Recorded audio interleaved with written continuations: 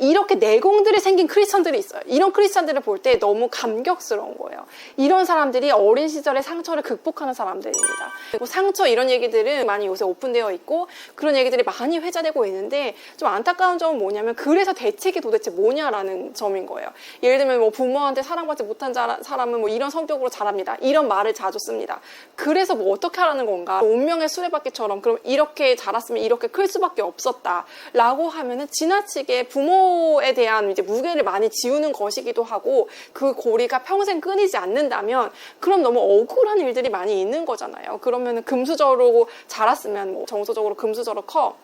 그러면 여기에 어떤 복음이 개입될 여지가 하나도 없는 것이잖아요. 저는 이제 그 부분에 대해서 굉장히 좀 아쉽다라는 생각들이 많이 있습니다. 저는 이제 크리스찬 분들하고 나눔을 굉장히 좋아하는 이유가 뭐냐면 크리스찬 분들이 나누면 끝까지 나눠요. 그리고 끝까지 나누는 것에 대해서 크게 창피해하지 않습니다. 그리고 끝까지 나누는 것에 대해서 크게 두려워하지 않아요. 왜냐하면 우리 크리스찬 분들은요, 끝까지 내 바닥을 끝까지 나눠도요, 그 바닥이 아니라는 것들을 전제하고 만나는 사람들이에요. 그러니까 예를 들면 상담까지 와서 자기 자신을 포장하거나 어떤 것들을 가릴 필요가 없는 거예요. 왜냐하면 어차피 우리는 기본적으로 우리가 뭐 죄인이다. 우리는 상처가 있을 수 있다. 이 세상은 온전하지 않기 때문에 여기는 아직 하나님의 나라가 아니다. 이런 것들에 대한 전제가 있기 때문에 우리는 넘어질 수 있지만 하나님이 의인이 넘어지되 그렇지만 그 의인이 넘어지는 것을 영영이 그렇게 지켜보지는 않으신다라는 것들을 우리가 같이 동의하고 있는 거예요. 기본적으로 크리스찬 분들은요, 그러니까 죽음을 통과하지만 죽음을 통과해서 항상 부활이 있는 삶을 사는 거예요. 어떠한 바닥을 봐도 그 바닥에서 그 이면에 하나님 안에서의 그 희망을 본다는 거죠. 로마서 말씀에 우리 굉장히 유명한 말씀인데 환난은, 그러니까 고난은 인내를 가져오는 거죠. 그리고 인내는 연단을 가져오고 그리고 그 연단은 결국 소망을 가져온다라고 되어 있어요. 그리고 그 다음 구절인가 보면은 그 소망이 결국에는 하나님의 사랑이 우리 마음에 부은 바 되는 것이다 라는 이야기가 있거든요. 그 소망이 뭐냐면 우리가 환난은 있지만 결국 소망으로 끝나는 거예요. 이런 것들이 뭐 새롭게 하셔서 이런 간증에서 이제 차고 넘치도록 나오는 이야기가 환난이 항상 소망이 된다는 이야기들이 우리 안에 차고 넘치는 게 우리 크리스천 바닥이잖아요.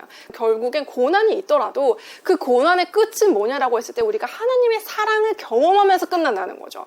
그러니까 우리가 아무리 무슨 어린 시절에 어떠한 상처가 있든지 간에 어떠한 어려움이 있었든지 간에 지금 내가 처한 상황이 너무너무 낙심이 된다고 생각하는 정말 어둠 끝이라도 그 절망의 끝에 하나님의 사랑이 우리를 붙잡고 있다는 것들을 오히려 더 눈을 뜨게 되는 계기가 된다는 거죠. 그러니까 우리가 환난을 통해서 결국엔 영안이 뜨여지는 역사들이 일어나고, 그러니까 영적인 눈이 띄어지면 우리가 보게 되는 것은 뭐냐면 하나님이 나를 정말 사랑하신다라는 것들을 계속 발견을 하는 거예요.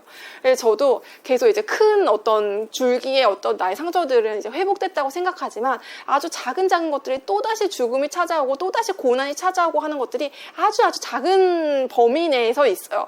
그런데 그 작은 범위 내에서 있어도 내가 또 죽지만 죽고 나서도 약간 어떤 생각이 드냐면 내가 죽는 것도 약간 좀 이상하게 들리지만 죽는 것도 희열이 있는 거예요. 내가 만약에 뭐 죽을 병에 걸렸어요. 우리가 만약 정말 죽어요. 죽는다 해도 우리가 죽는 게 아니잖아요. 그러니까 뭐냐면 죽는다 해도 죽음을 통과하죠. 우리가 분명히 육신이 죽을 거예요. 언젠가는.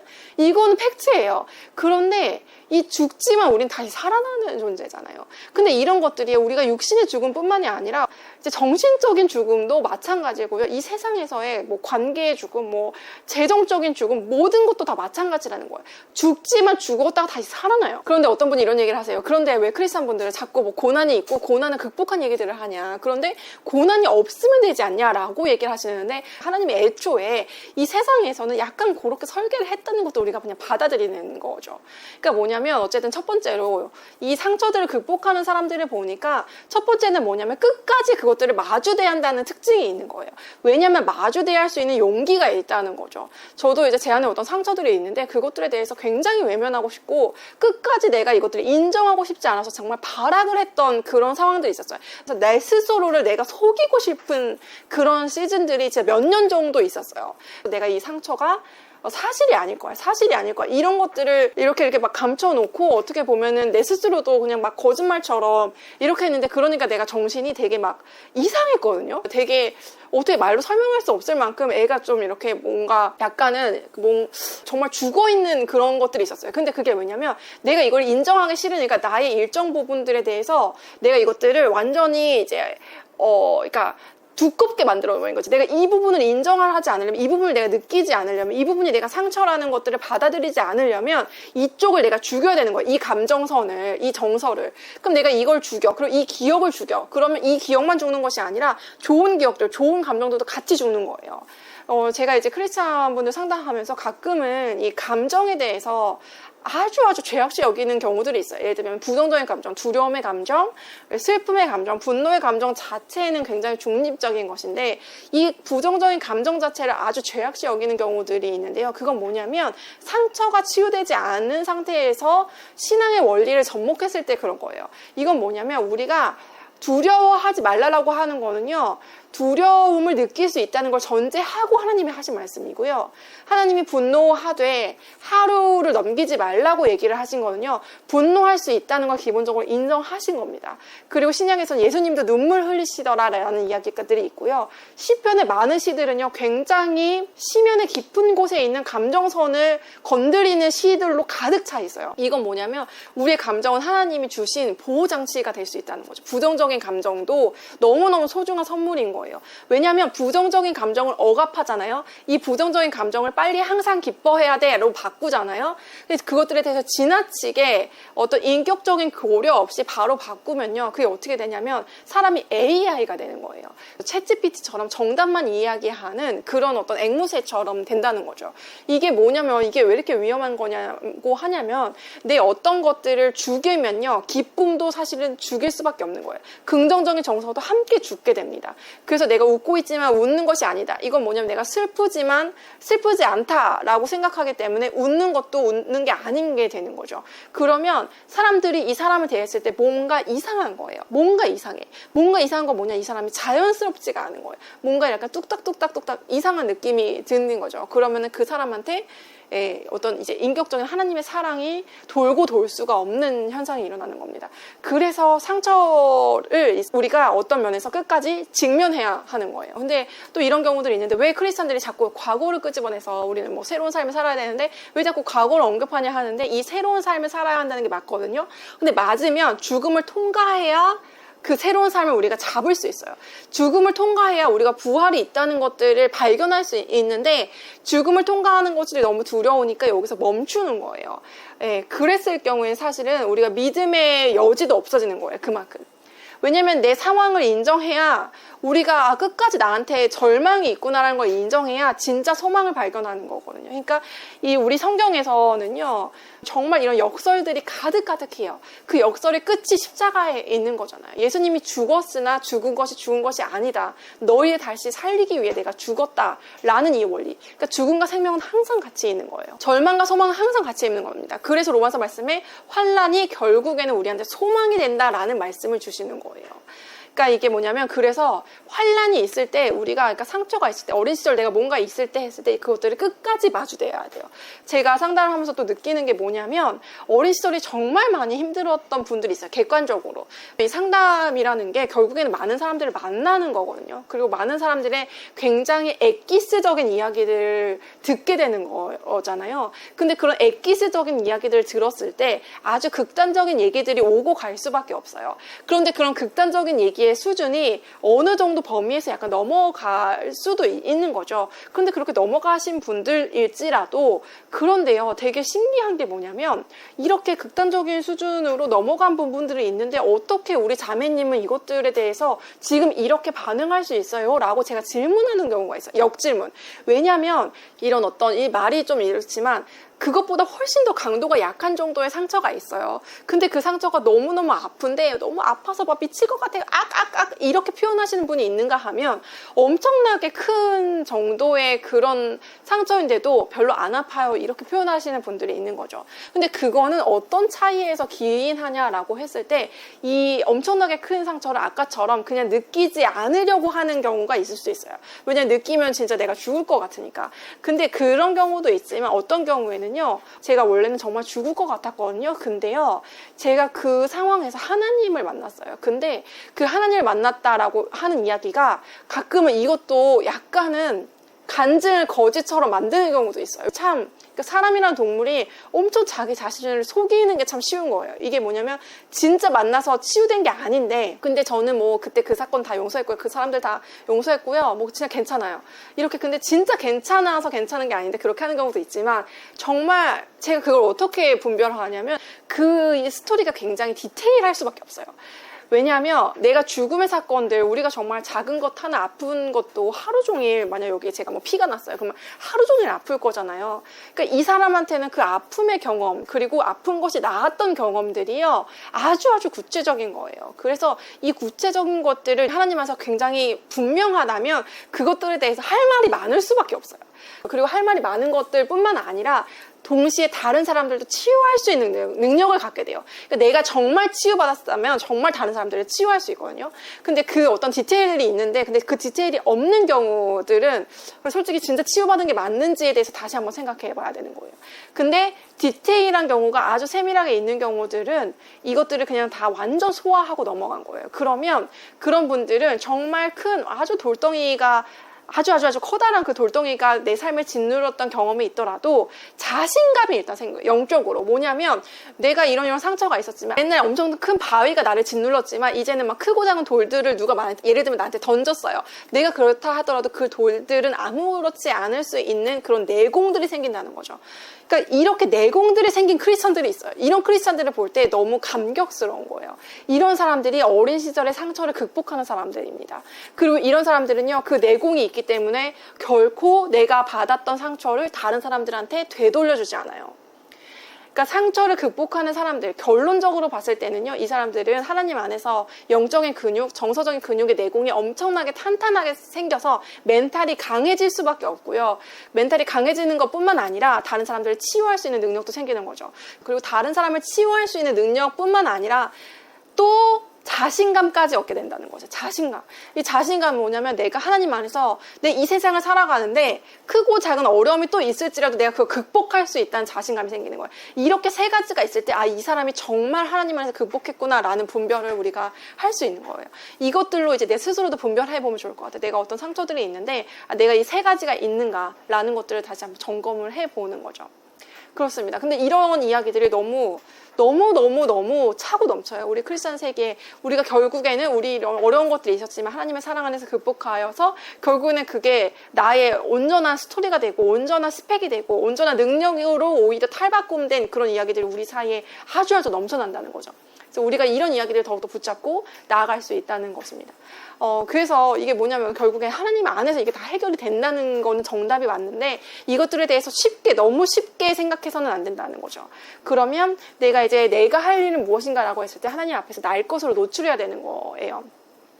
제가 이제 얼마 전에 상담하는 분이 계셨는데 정말 쉽지 않은 삶을 사셨어요. 근데 그분이 고백하시기를 어떤 고백을 하시냐면, 내가 이것들에 대해서 직면하는 것이 너무 두려운데, 그런데 직면했을 때 내가 낭떠러지에 있는다고 생각했는데 낭떠러지가 아니라 낭떠러지 너머에 있는 꽃을 발견했다, 이런 표현을 쓰셨거든요. 근데 그 꽃이 뭐냐면 생명인 거죠. 내가 낭떠러지에서 떨어지고 내가 만약 이걸 인정한다면, 예를 들면 내가 너무 막 비참할 것 같은 거예요. 그렇지만 내가 너무 수치스러울 것 같은 거예요. 그렇지만 그게 아니다라는 것들을 발견했을 때 우리가 그 낭떠러지에서 감히 뛰어 내릴 수가 있는 거죠.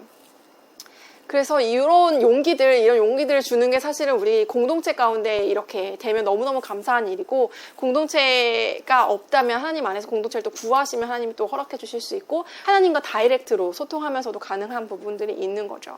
그리고 제가 너무 은혜 받는 것들이 뭐냐면, 이렇게 상처가 있고 우리 안에 크고 작은 상처들은 다 있어요. 그런데 저는 예를 들면 이런 경우들이 있어요. 은혜 받지 않는 경우는부터 말씀드리면, 은혜 받지 않는 경우는 하나님 안에서 나는 우리 가정 너무 평탄했고 뭐 아무 문제 없었고, 그런데 나는 지금 이 문제가 나한테 너무 크게 느껴져서 이렇게 상담을 찾아온다, 뭐 이런 식으로 얘기하는 경우가 있거든요. 그런데 나이가 30이 넘고 40이 넘어서도 우리 가족은 정말 완벽했다라고 보는 것도 어떤 면에서는 뭔가를 가리고 있는 거예요. 왜 우리 가족은 그렇게 완벽했어야 될까라는 부분이 있는 거죠. 그게 제가 이렇게 나쁘게 보는 것이 아니라, 이게 뭐냐면, 우리가 나이가 먹으면요, 우리 부모님들도 인간이었다는 것들을 발견해야 되는 거예요. 이게 뭐냐면 독립 이슈인 거거든요. 우리가 같이 개구리가 된 거예요. 어렸을 땐 내가 올챙이였고 아빠 개구리, 엄마 개구리가 나를 키웠다고 쳐요. 그러면 같이 이제는 똑같은 개구리의 모양이 된 거예요. 그럼 개구리끼리 보면요, 서로 객관적으로 알 수가 있는 거예요. 장점이 뭐고 단점이 뭐였던 거, 이런 것들.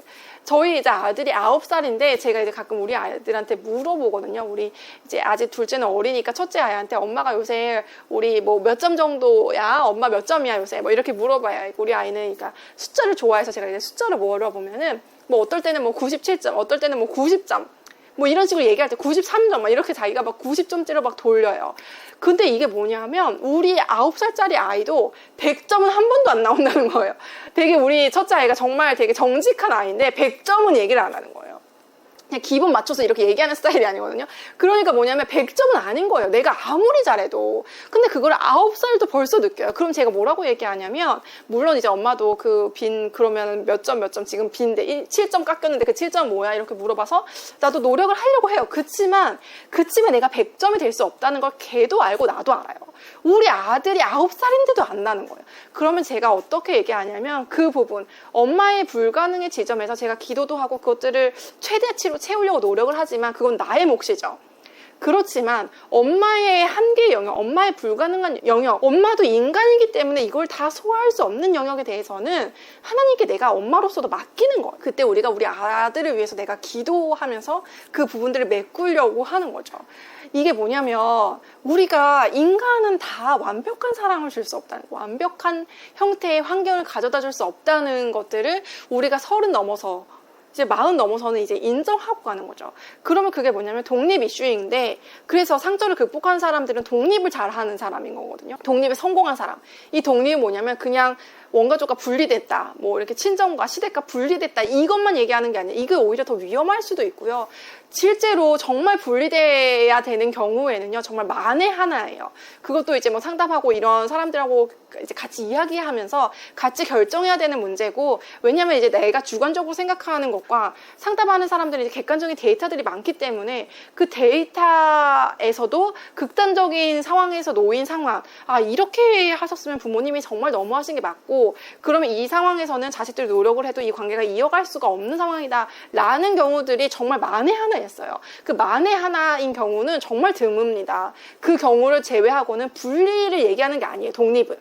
그래서 그냥 단순히 떨어져 있는 것을 얘기하는 것이 아니라 부모님을 이제 인간으로 보기 시작하라라는 거죠. 인간으로 봤을 때는요, 그러면은 부모님의 인생이 있잖아요. 그럼 부모님의 인생이 0살부터 뭐 이렇게 70살, 뭐 80살 이렇게 있어요. 그러면 이 전체의 인생들을 한 번은 보는 거죠. 한 번은 내가 생각해 보는 거예요. 같은 개구리로서. 그러니까 이제는 동역자의 관계가 되라라고 하는 게 독립 이슈에서 나오는 거예요. 부모님을 그냥 인간으로 여기게 된 거죠. 그렇기 때문에 부모님에 대해서 지나친 기대를 이제는 하지 않고, 부모님에 대해서 지나친 환상을 갖지 않고, 부모님에 대해서 지나친 한을 갖지 않기로 선택한 겁니다. 그리고 정말 중요한 게 뭐냐면, 예를 들면 부모님이 온전한 환경이 아니었다. 부모님의 나이가 적어도 어른 정도의 나이여야 되는데, 정서적으로. 예를 들면 부모님도 한 7살 정도의 정서적인 수준인 거예요. 그러면 부모님 밑에서 자랐을 때는, 우리가 결혼 전에는, 그럼 내가 아무리 열심히 부모님 밑에서 아무리 노력을 해도 6살 정도로 자랄 가능성이 큰 거죠. 근데 이때 우리 하나님이 우리한테 찾아오시는 거예요. 찾아와서 너의 진짜 아빠는 나다 라고 이야기를 해주시는 거예요. 그러면 우리가 이 작은 우물에서 벗어나서 큰 우물가로 비로소 개구리가 돼서 나오는 거예요. 그때 내 진짜 아빠는 우리 하는 아빠셨구나. 하는 아빠의 손을 딱 잡는 순간, 내가 이 7살, 우리 엄마 아빠 정신 연령이 7살이세요. 근데 7살을 넘어설 만한 그런 힘을 가질 수 있는 거예요. 그러니까요, 우리는요, 그거는 맞아요. 그러니까 세상에서 계속 말하는 사랑 받아야 사랑 줄 줄 안다. 이건 진짜 맞거든요. 그럼 내가 예를 들면은 우리 뭐 어린 시절에 이런 어떤 한계가 있었어요. 우리 부모님의 한계. 그걸 더 이상 탓하지 말자는 거죠. 왜냐면 그 어쩔 수 없는 부분이고 우리의 어떤 역량이 아니기 때문에 그걸 탓해서 우리의 인생에서 좋아질 것이 없는 거죠. 그러니까 탓하지 않으면, 그러면 뭐 그대로 인정만 하냐 했을 때는, 그러면 또 내가 6살로 나도 또 마무리가 되는 거잖아요. 그러면 우리 아이는 또 5살로 키워. 그러면 이게 계속 이제 한계에 봉착하는 거죠. 근데 그게 아니라 내가 6살이고 우리 부모님 7살 정도밖에 정신연령이 안 되시는 것 같아. 막 소심하게 아직도 계속 복수하시고, 막 별거 아닌 거에 막 삐지고, 그리고 나한테 지나치게 막 무거운 짐을 지우고, 막 요구는 엄청 많은데 막 해주시는 건 없고 막 이래. 그렇다고 하면, 그러면 여기서 일단 빠져나와서 객관적으로, 우리 부모님 7살 정도시구나 라고 생각하는 거예요. 그 생각한 다음에 그러면 나는 중요한 건 내 인생이에요. 그렇잖아요. 이게 하나님 안에서도 결국에는 각각 개인이 하나님 앞에서 심판받는 거죠. 뭐 이렇게 가족이 싸잡아서 심판받거나 아니면 뭐 남편과 아내가 같이 동일하게 묶여서 심판받는 게 아닌 거예요. 어차피 천국은 내가 혼자 들어가요. 그러니까 죽음의 시간은 우리가 동일하지 않잖아요. 다 각기 우리가 천국 문에 입성할 때 내가 하나님 앞에서 내 인생을 어떻게 살았는가를 하나님 앞에 내가 말해야겠죠. 근데 내가 말할 때 하나님 저는 이런 상황이었고 하나님이 나를 뭐 이렇게 상처 많이 주셨기 때문에 난 이렇게 살 수밖에 없었어요. 끝! 하나님이 책임져 주세요. 이게 뭐냐면 한 달란트 가진 자의 심정인 거예요. 하나님 나한테 한 달란트밖에 주지 않았으니 내가 이거 내가 뭐 이렇게 부풀려서 뭐해요. 그냥 나 땅에 묻을 거예요. 이건 뭐냐면 주인에 대한 어떤 충성심, 주인에 대한 신뢰가 없다라고 한 것 때문에 더 혼는 거잖아요. 이게 뭐냐면 하나님 나는 이런 환경이었기 때문에 이렇게 살 수밖에 없었어요 라고 얘기하는 것만큼 하나님을 욕되게 하는 게 없다는 거죠. 왜냐하면 하나님은요 그 이상의 것들을 우리한테 기대할 만한 위치에 있었고 또 그런 기회를 주셨고 그리고 그렇게 찾을 수 있었다는 거죠. 분명히 한 달란트였어도 한 달란트를 불릴 수 있었다는 거예요. 그게 바로 우리가 어떠한 환경일지라도 그 환경 탓을 하면 안 되는 이유인 거죠. 그리고 제가 이거를요, 막 20대 이렇게 친구분들한테 이야기하기는 좀 어려운 부분이 있어요. 20대는 아직도 성장하는 과정 가운데 있는 것 같고, 그리고 아직도 이제 어떤 옛 환경의 영향들이 훨씬 더 많이 지배를 받는 것 같아요. 그런데 30살이 돼도 40살이 돼도 나는 이런 환경에 자랐기 때문에 이렇게 선택할 수밖에 없었다라고 하는 건 솔직히 핑계라고 생각합니다. 그래서 우리가 어른이 되면 어른이 될수록 당신은 어떤 선택을 했냐요? 라는 거에 더 집중할 수밖에 없는 거예요. 왜냐하면 우리가 하나님이 물론 우리한테 어린 시절에 뭐 특별히 더 힘드셨던 분들이 있어요. 그런 분들은 저한테 오시면은 정말 특별히 더 힘들었다고 인정을 해드려요. 왜냐면 그 힘든 건 힘든 거니까. 힘든 거를 인정도 안 해주면은 너무 이거는 억울한 부분인 거죠. 근데 그게 우리 삶에 영향을 미치는 것은 굉장히 작은 부분이 점점 되는 거예요. 나이가 들면 들수록 더 그 과거의 일들은 더 작은 영향을 우리한테 끼친다는 것들을 우리가 반드시 알아야 할 것 같고요. 그래서 하나님 안에서 우리가 새로운 세계로 도약할 수 있는 그 지점들을 우리가 믿음으로 취할 수 있는 거죠. 그래서 복음이 우리한테 능력이 될 수 있는 거예요. 복음이 믿음이 우리가 하나님 안에서 우리 하나님 아빠로 정말 믿을 때 그 복음이 우리한테 승리를 가져다 주고 우리의 정말 진정한 치유, 진정한 성장을 가져다 주는 거죠. 그래서 내가 아무리 어떤 일이 있었든 그리고 앞으로 어떤 일이 있든 간에 나는 하나님 안에서 이것들을 소화할 수 있는 거죠. 과거에 아무런 어려움이 없고 나는 그냥 너무 평탄했어. 이렇게 얘기하시는 분들 가끔 있거든요. 근데 그렇다고 해서 인생이 잘 되는 게 아니더라고요. 제가 그걸 보면서 인생이 정말 오묘하다라는 생각을 해요. 왜냐면 제가 이제 다른 사람의 인생에 대해서 정말 중요한 것들을 많이 듣다 보니까 와 정말 인생은 진짜 오묘하고 결국에는 자기 선택이구나 이런 것들에 대해서 저도 너무 그 믿음을 갖게 되는 거예요. 그리고 이게 성경적인 관점입니다. 성경에서는요 그 사람이 자기가 선택한 대로 그 사람이 선을 심는 대로 그 사람이 악을 심는 대로 하나님이 그대로 심판하겠다고 되어 있어요. 그러면 내가 이 순간에도 선을 선택할지 악을 선택할지 선택할 수 있다는 거고요. 그거는 어린 시절에는요 절대적인 악이 만약 나한테 있었으면 그 절대적인 악의 영향을 받았을 수밖에 없어요. 절대적인 선이 있었으면 그 선의 영향을 받았을 수밖에 없죠. 그런데요 절대적인 선 안에 있었다고 내가 절대적으로 선하게 사는 것도 아니고 절대적인 악에 있었다고 해서 내가 절대적으로 악하게 사는 게 아니더라는 거예요. 그리고 그게 30살 특별히 30대 중반 이후부터는 완전히 드러나는 것 같더라고요. 조금씩 드러나요. 그리고 나이 들고 이제 나이가 드시면 이제 두 종류의 인간으로 완전히 그러니까 죽을 때까지 하나님의 기회를 주시는 거예요. 죽을 때까지 너가 무엇을 선택하겠냐. 그거를 우리가 죽음 전까지 너가 선택한 것으로 그것으로 내가 평가하겠다는 거예요. 왜냐하면 하나님 입장에서 하나님이 정말 신이고 하나님이 정말 공평하신 분이라면요. 어린 시절에 어려움이 많은 사람일수록 더 많은 기회를 줄 가능성이 있어요. 그게요, 저도 정말 저의 미약한, 정말 저의 생각 안에서 우리 이제 뭐 이렇게 오시는 분들하고 이야기를 했을 때 정말 이분이 힘들었던 거 맞지만 하나님이 정말 많은 기회를 주시고 정말 많은 은사를 주시는구나. 정말 이것들을 극복할 만한 많은 기회들을 이 사람이 잡았구나라는 것들을 볼 때 얼마나 은혜가 되는지 몰라요. 얼마나. 이게 정말 우리 안에 이게 진짜 소망인 거죠. 그래서 하나님의 사랑을 더 디테일하게 듣고 하나님의 음성을 더 많이 흡수하고 이게 오히려 은혜의 기회가 된다는 거죠. 어려운 일이 있으면 있었을수록. 네, 그리고 뭐 평탄한 게 그래서 다가 아니라는 거죠. 그래서 우리가 평탄한 게 있었으면 하나님을 찬양하고 감사하고 또 평탄한 것들을 주신 하나님을 찬양하기 위해서 내가 그것들을 더 나누는 삶을 사는 거고, 내 인생에 가진 것들이 있다면 그것들을 더 나누면서 더 그것들을 하나님 앞에서 더 받기 위해서 노력해야 하는 거고, 그리고 내가 받지 않은 게 있다면 받지 않은 것대로 감사할 수 있는 거예요. 왜냐하면 받지 않았기 때문에 내가 그만큼의 자리에서 하나님을 더 찾을 수 있는 계기가 되었기 때문에 그렇다는 거죠. 그리고 하나님을 찾았다면 완벽한 내 인생의 정답을 얻은 것이기 때문에 아무것도 거칠 것이 없게 된다는 거죠. 네, 그렇습니다. 오늘 제가 이렇게 약간 흥분하면서 얘기를 했는데 어쨌든 그래요. 그래서 마지막으로 이 얘기만 하면서 마칠게요. 이제 예수님 이야기가 있어요. 예수님이 뭐냐면, 예수님의 환경은, 그럼 예수님의 어린 시절은 어땠을까?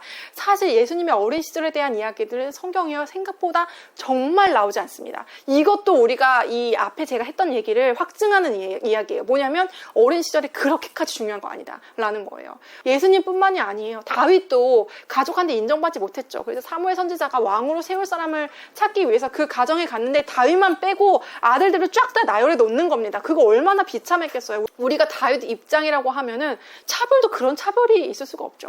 요셉 이야기는 어때요? 요셉은 다윗하고 거꾸로 어린 시절에는 차별받아서 오히려 사랑을 받은 축이었죠. 그렇지만 그것이 오히려 더 올무가 되고 그것이 오히려 질투의 대상이 됐잖아요. 우리가 잘 됐다고 해서 그게 꼭 잘 되는 것이 아니다. 왜냐면 잘 됐을 때 사람들이 시기를 받을 수 있기 때문에 그것이 오히려 더 안 좋은 결과가 될 수도 있다는 거죠. 어쨌든 내가 원가족에서 특출나게 사랑을 받았든지 아니면 받지 못했든지 간에 그런 것들 따위는 중요하지 않았다라는 것이 요셉 이야기고 다윗 이야기인 거예요. 그런데 요셉이 선택했던 것들, 다윗이 선택했던 것들, 요셉이 어린 시절에는 사랑을 받았기 때문에 성품이 좋았던 것들이 있어요. 까칠까칠한 사람이 아니었던 거죠. 그래서 결국에는 뭐 형들도 이제 뭐 용서하는 이제 그런 식으로 이제 큰 거예요. 그리고 이제 다윗 같은 경우에는 아무래도 어린 시절부터 약간 인정받지 못한 아들이었어요. 그러니까 다윗을 보면은 약간 좀 파란만장하잖아요. 굉장히 스펙타클해요. 그러니까 그 스펙타클한 자신의 감정들을 막 시로 적으면서 하나님 안에서 승화하면서 막 난리. 그러니까 이런 어떤 치유의 작업을 가장 많이 거치신 분은 사실은 다윗입니다. 근데 다윗이 이 성경에서 끼치는 영향은 엄청나잖아요. 그러니까 다윗이 그러면서 또 정치적으로 또 막 자기 아들도 막 자기를 죽이려고 하고, 이게 사실은 뭐 말로만 들어서 그렇지 엄청난 비극이잖아요. 근데 이런 것들도 다 극복하는 삶을 살았다는 거죠. 그만큼 다윗이 실수도 했어요. 막 밧세바를 간음하고, 그러니까 엄청 파란만장한 삶을 살았는데, 그렇지만 다윗이 하나님 안에서 정말 마음이 합한 자다라는 인정을 받았잖아요. 그러니까 우리가 뭐냐면 결국엔 우리가 어떤 선택을 하느냐에 따라서 달라질 수 있다는 것들을 성경이 계속 조명하고 있는 그 스토리 속에 담겨 있는 거죠. 그리고 아까 예수님 얘기를 했는데, 제가 이제 예수님도 마찬가지셨을 수 있다는 거죠. 예수님의 어떤 이 과거사, 예수님의 어린 시절에 대해서는 별로 나오지 않지만 그 중에서 그래도 나오는 이야기가 있어요. 그건 뭐냐면, 예수님의 어린 시절에 예수님이 갑자기 이렇게 어떤 부모님의 품을 떠나서 갑자기 없어져 버린 사건이 있죠. 그래서 한참 있다가 찾았는데 어디 갔었니? 이렇게 하니까 오히려 예수님이 더 어이없다는 식으로 약간 좀 부모님한테 반문을 하죠. 내가 내 아버지의 집에 있어야 할 줄을 알지 못하셨나이까, 이렇게 얘기를 해요. 이게 뭐냐면 결국엔 예수님이 이제 성전에서 계셨는데, 결국에는 내가 이 원가족의 틀, 이 어떤 과거의 틀이 아니라, 나의 어떤 육신에 묶이는 것이 아니라, 육신의 어떤 부모님의 기대에 따라 살아가는 것이 아니라, 나는 하나님 안에서 살아가는 사람이다, 나는 하나님의 아들이다라는 정체성을 나타내신 그런 대목이 어린 시절 12살 때 이런 일을 벌써부터 하셨다는 거죠. 그러니까 독립을 아주 어렸을 때부터 준비하신 거예요. 제가 예수님 얘기를 들으면서 이게 바로 예수님이 어린 시절에 매이지 않으시고 하나님의 사명을 온전히 감당할 수 있었던 힘이셨구나라는 생각이 들었거든요. 우리가 따라갈 모본이 여기에 있는 것입니다. 우리가 어린 시절에 어땠든지요, 그것들에 대해서 우리가 하나님 안에서 다 극복할 수 있고요, 하나님 안에서 우리의 정체성을 발견할 수 있고요, 하나님 안에서 우리의 사명을 이루는 데는 아무런 문제가 되지 않아요.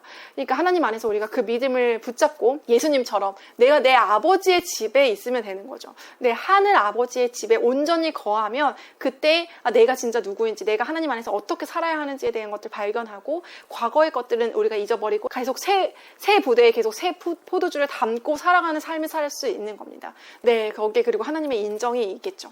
하나님 안에서 우리의 어린 시절을 과거로 보내버리고, 그렇지만 죽음을 통과함으로 그 안에서 충분히 하나님 앞에서 소화하시는 과정을 거치시고, 그리고 하나님 안에서 믿음으로 말씀을 붙잡는 가운데 우리가 정말 믿음으로 내 삶을 사는 것이 무엇인지에 대해서 아주 구체적으로 경험하시는 우리 구독자분들 되시기를 예수님의 이름으로 진심으로 축복해드립니다. 오늘 들어주셔서 너무너무 감사드리고요. 다음 시간에 찾아뵙도록 할게요. 샬롬.